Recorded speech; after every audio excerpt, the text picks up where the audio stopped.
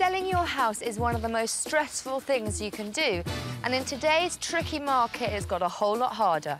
We're on a mission to turn unsellable houses into unstoppable sellers. I'm going to get the best out of the houses, while I get the best out of the estate agents. Together, we're going to show you the tricks of the trade to make an unsellable house sellable.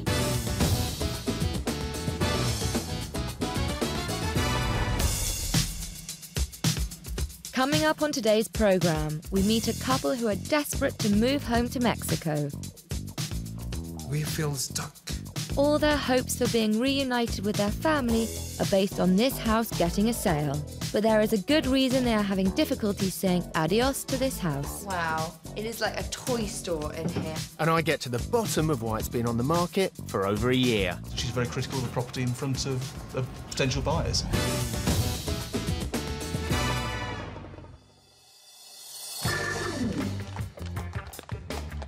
Today's Unsellable is in the London suburb of Wimbledon. This residential Victorian terrace has loads to attract potential buyers. It has 2 bedrooms, a conservatory and a large garden. It went on the market a year ago at £510,000, but after months of viewings and no offers, it's been dropped to £425,000. Traditionally, houses round here get snapped up as soon as they come on the market. But this home has got stuck, and I mean really stuck. Despite plenty of viewings, there's not been a single offer. Something here is going badly wrong. So I need to get inside and find out what is going on. And I want to have a good look around the area, and most important of all, I want to talk to the agent and find out why this house is failing to sell.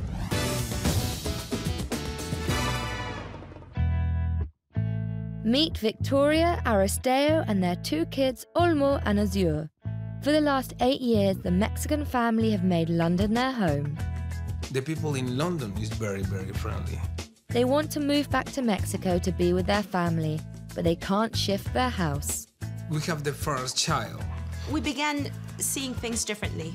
It wasn't just us together, just alone. Now we had to see the best interest for our child. So that's when the idea of moving back home began sprouting. England is great, but we are Mexican. But to move back to Mexico, they desperately need to find a buyer.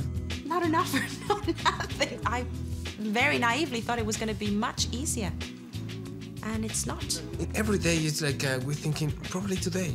If John and Sophie can help us sell our house, oh my. They have a free ticket to Mexico. There's a motivation if ever I needed one. I'm going to take a look inside.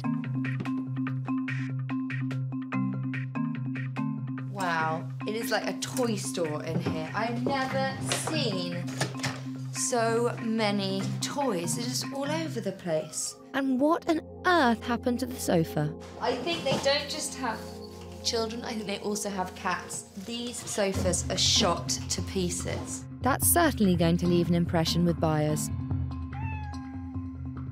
And who tore into the wall? Judging by the holes in the wall, there must have been a banister rail at one point. But this is the kind of thing that really, really matters, because if I was a potential buyer with small children and I came in and saw that staircase, it would really put me off, because it's just not safe. This room is more like a kid's room than a living room. I hope the bedrooms are better. Wow. This bedroom looks more like Wormwood than Wimbledon. It looks like a prison cell. Look at that, there's a hole in the wallpaper, and the curtain, I mean, it's holding on by a thread. It's not very appealing, is it? And that bed is criminal. To make matters worse, it's stuffed with old tat. This will seriously affect a house's selling potential. You cannot show a house in this condition and expect to get top dollar. And there's more clutter in the conservatory. The funny thing about conservatories in this country is because we have really miserable summers, they just end up being used as junk room. And this one is no exception. We've got Wellington boots, granny trolley, boxes, Hoover. Everything but common sense. And what on earth is this? Oh, look what I found. It's the missing banister rail. That is extraordinary. Why take off the banister rail? Why leave it in the roof of your conservatory? With all the stuff in here, it looks more like a storeroom than a conservatory. This is clearly a well-worn family home, but if it's going to sell in this tough market, a chaotic conservatory, unloved bedroom, and toy-stuffed living room isn't going to cut it. This house is in a great location and has the potential to be a fantastic family home. But at the moment, it looks like a giant playroom with peeling paint and a death trap of a staircase. And as such, it is completely unsellable. Now, when people think of Wimbledon, they tend to think of tennis. But when I was a lad, Wimbledon was equally as famous for the Wombles. Now, having this huge, expansive, beautiful countryside is a big plus point for Victoria and Aristeo. It's within walking distance of their house, and that's got to be a huge selling point for potential buyers. But there's more to Wimbledon than wombling and tennis. It's got the best of both worlds. Minutes from central London by bus, train and tube, it has an excellent transport network. In town, there are restaurants, pubs, as well as some more cultural venues. And if you want to relax, there's the world-famous Common.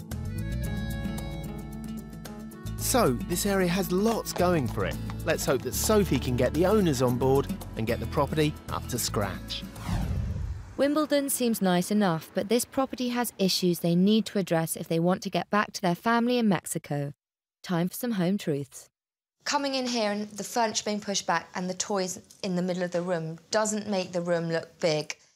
And if this doesn't turn off buyers, this most definitely will. It looks like there was a banister here once. In the days when we didn't have any children, Right. we had a big, massive Christmas party. Some of our friends, when they were walking down, slipped and they pulled the banister off. So we just covered the holes and kept the banister, but You never... covered the holes with what? Invisible cover? So you drilled 2 holes in the wall and then just left it? Yes. I'm no handyman. Just try. Men. Honestly. Speaking of that missing banister... Well, I found the missing banister rail. It's just here collecting dust. Once it got placed here, we found that it was very useful to hang clothes, to dry. You know? There we go. Nice and easy, and the sun falls on them, and it just dries quick. But the thing about this room is it doesn't look like you use it. Yes, we do forget about it. Just needs a bit of TLC. This prison-like bedroom needs to be locked up. You've only got 2 bedrooms, so both bedrooms have to be looking lovely. And the condition of this room is not up to scratch. If a potential buyer walks in here, you know, it's not looking at its best. It just doesn't make you feel anything. You just go, this is not a very nice room. I couldn't agree more. No. Yeah, no, you're right, she's right. I really like Victoria and Aristeo, and I want to help them get back home. But there is a lot to do to turn this unsellable into a sellable. You can tell a lot about an area by the kind of cars parked next to the curb. Here we've got an Audi, a BMW and a Porsche. People with money want to live in Wimbledon. I'm on my way to see Victoria and Aristeo's agent to find out why there hasn't been a sniff of a sale. But before I do, I want to talk to the locals to find out about the neighbourhood. Overall, it's a nice place to live. It is a nice place to live. Well, what I like about it is the fact that it is a village. You have village fairs. Sure. The whole community takes part in absolutely everything, both spring, summer, different times of the year. And what about things like schools? I mean, I don't know. Schools, well, of course. The state schools in this area are particularly good, which is amazing. Schools, great community, wide open spaces. Wimbledon seems like a fantastic place. It's got everything a suburban town offers, plus it's very close to central London. Perfect for the family market. Here, it feels like you're in the middle of the countryside. Yeah. It's amazing. It's lovely, the Common, actually, I must say. There are people who go around cleaning up the Common, picking up paper and things like this. Does he mean wombles? And they call them themselves wombles. Because you've got everything. You come straight out here, you've got the pond, you can have your dogs. Well, what a fantastic response. People obviously love living around here. And although we've got great transport links in central London, a lot of people are saying they've got everything they need right on their doorstep. I think we've got masses to work with here. So, it's all up to Sofie to get this property sorted. First, we're going to clear out all that clutter from the front room so it doesn't look like a playground. Now, we can't pack away all the kids' stuff because they do need to be entertained. So any toy not at the top of the playlist is going to be driven off to storage, and the rest will be hidden away. I recommend buying a couple of wicker baskets. They're cheap as chips, and if you've got that last-minute viewing and there's toys all over the place, you can tidy them up in next to no time. With most of the playthings gone, it will help us to open up the space, but won't completely remove the family-friendly vibe this house already has. With just a few more items out of the way, the real work is about to begin. But moving out all of the furniture is anything but child's play. With the cat-clawed sofas and chairs heaved off to storage, we can begin the transformation. Now with the clutter cleared out, I can really see this home has potential and get on with my design plan. I can hardly wait. Despite a tough market, Wimbledon is still acing some sales. Here are some local properties that have been virtually unstoppable. 3-bedroom terrace, 2 reception rooms, close to the town centre, on the market for 3 months. Sold for £570,000.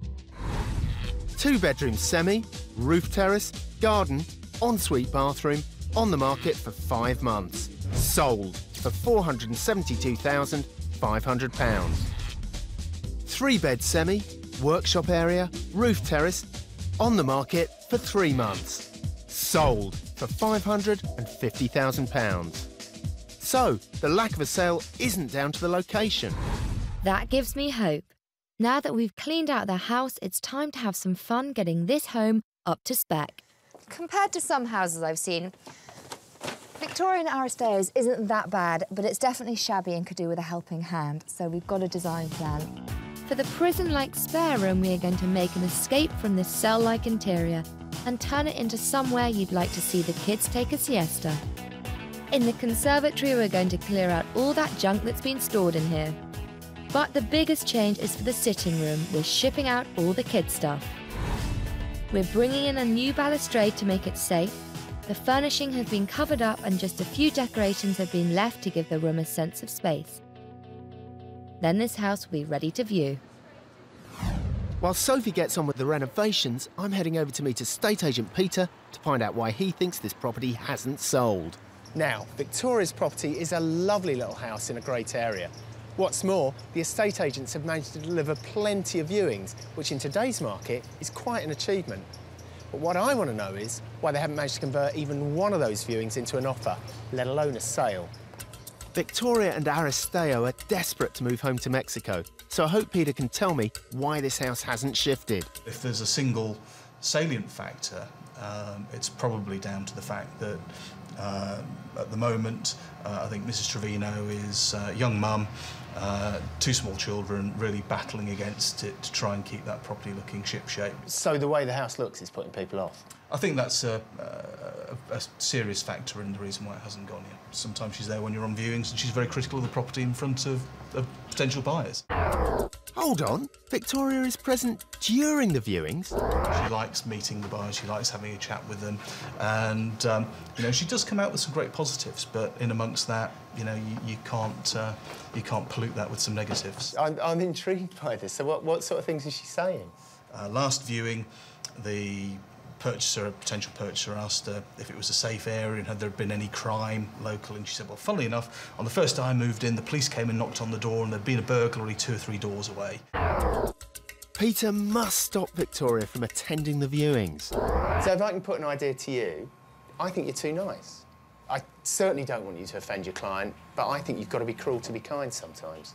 Probably we're less good, maybe, at speaking to vendors at the risk of upsetting them as clients. But I wonder, with the market as tough as it is, you have to tell her. Because you're the property expert here, you surely need to be telling her how best to sell the house. You know, in an ideal world, we ought to endeavour to get Mrs. Trevino out of the property when we're showing it. Now we're talking. Victoria is killing the sale with kindness. Communication is key in this game. And I think Peter needs to pass on his hard-earned property-selling knowledge to Victoria. I always think it's the best idea to let the estate agents get on with the job of showing people around the house. But if you do have to show people around yourself, don't fall into the trap that Victoria's got into of pointing out the negatives. You're there to sell the house, not to put people off. As the number of sales falls, so the dreaded property chain becomes more of a problem. So if your property's available chain-free, then tell prospective buyers about it, as it could save them time and potentially money. Make the most of it in your marketing. This property has no chain, which is a massive selling point and will really help push a sale through. When we first met Victoria and Aristeo, they had big dreams of moving their family back to Mexico. We miss the family, we miss the food. England is great, but we are Mexican.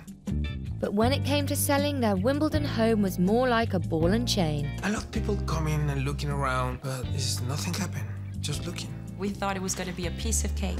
To help this couple get back to their homeland, I've started to get this place sellable. Bought you a cup of coffee? Oh, lovely, just what I need. There you go.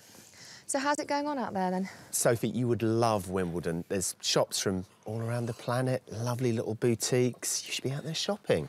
I know I should be buying some new shoes, but instead I'm helping Victoria and Aristeo get the house sold so they can move to Mexico. And how's it going? I'm really excited about showing it to you, but I want to wait till it's finished, so you're going to have to be a bit more patient. See you later. When I'm done with this house, you're not going to recognise it, John. To help this home get a grip on the property ladder, we're pulling out the big guns to get the stairway up to spec.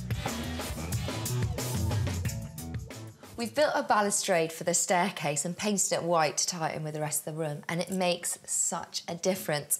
Before, the staircase felt a bit temporary, like the ones you get in lofts and attics, but now with the balustrade it looks like a solid, safe structure. It's not the death trap that was putting off potential buyers. And to further pep up the sitting room, we're pulling out the paintbrushes. With a trendy shade of taupe, we're going to give the living room a new look. The colour will help divide this large room but give the illusion of more space. And we're rolling out more colour changes, this time in the conservatory. A smooth cappuccino colour will wake up the buyers so they can see it's an ideal room to unwind in. The upstairs second bedroom is getting a brand new flavour. The jail-like aesthetic made you want to escape, but we're liberating it with a burst of sunshine. This mellow yellow will help cheer it up and will catch the eye of buyers looking for a second bedroom. And we're doing it on a micro budget, just a few more finishing touches and this home will be ready to go. Now that I've met with Peter the estate agent, I know what needs to change. He and Victoria have to talk. Many a sale has been lost when agent and vendor don't get together and work out ideas. I hope they can do it. I think if we can, obviously have access to the property without you and the family, so much the better. People don't feel so rushed. They'll ask us questions, perhaps they'll feel embarrassed to ask when you're there. Sure. And if they don't like it, they'll tell us. And we can then try and tackle those objections on the spot. I think you may be being a bit too honest here. Mentioning to a vendor that soon after you moved in there'd been a burglary. I saw it in a completely different view. I thought it was funny, but... Yeah. From our perspective, I think buyers certainly feel more comfortable when the seller isn't there. I appreciate it's difficult when it's you and the children and, they're quite young and you've got to get them out of the house, but if we can make your life easier with regard to that by trying to bracket viewings together or whatever it might be, just so that we can hopefully end up with perfect selling conditions. I'm very, very glad you mentioned it because it's absolutely spot on. I promise I will not be at the house saying the wrong things. Brilliant! I knew they could do it. Now we've got that in order, there should be nothing that can stop them from making that sale. We have done a lot, but there are no siestas for me and my crew, as we have much more to do. We've cleaned it up and banged it back into shape. Now we're ready to get moving on the final details. To catch a buyer's eye, colour is key. Don't be scared of colour. Pieces like this really add a bit of character, but don't go overboard. But to make this house a cut above the rest, just a few more details to sew up. It's amazing what you can do with a needle and thread and a cool contemporary pattern. Hey presto, we have some inexpensive new throws. Quick, easy projects like this can cut costs and be done in just minutes. But if sewing is not your thing, we replaced that old tatty blind that was falling off the wall with this really cheerful blue blind. You can pick them up for next to nothing in any DIY stores, and they are really easy to install. You just have to screw them into the wall. When it comes to turning this place around, we've got everything covered. If you've got a tiled area in, say, a kitchen or hallway in a conservatory, and it feels really cold underfoot, it is amazing the difference an area rug makes to the feel and the look of a room. It's been a challenge, but with a picture here, a couple of ornaments there, and a good clean-up, it's taken some doing, but we really breathed some life into this home. This house is well on its way to becoming sellable. When we first met Victoria and Aristeo, their casa was a disaster. But then we came in and the transformation began. The upstairs second bedroom was right out of Wormwood Scrubs. Its prison decor was a crime. It's now visually arresting with a vivid new colour, comfy furnishings and a tasteful decor. It's an ideal room that any child would want to play in. The conservatory was a mess. More of a storeroom than a sun trap.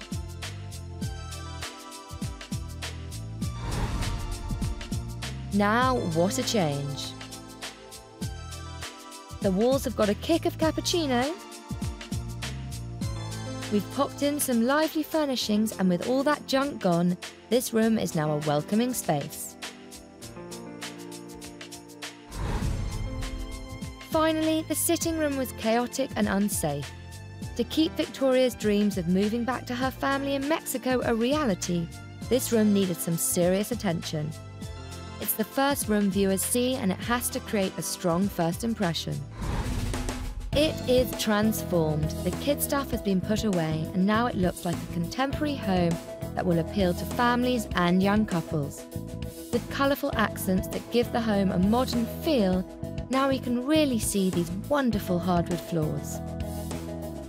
Finally, with the new banister, this room is kid-friendly and proof that any big problem is salvageable on a small budget. I think this home will be snapped up in no time. But before we see what the buyers think, it's time to see if Victoria and Aristeo like the changes. Guys, the moment of truth. Come on in. You look very nervous, Victoria. Very nervous. Oh! Come on. Wow. Yes? Very, very nice.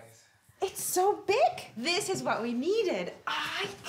A proper banister rail. Look. Proper banister. Wow. Solid as a rock. We love this. I know you're obsessed by the banister. Yes. And none of your friends will be able to take this down on a fiesta. No. There's still the space for the kids down here, but it feels like a sitting room rather than a playroom. Oh, it's very nice. Really? I feel so.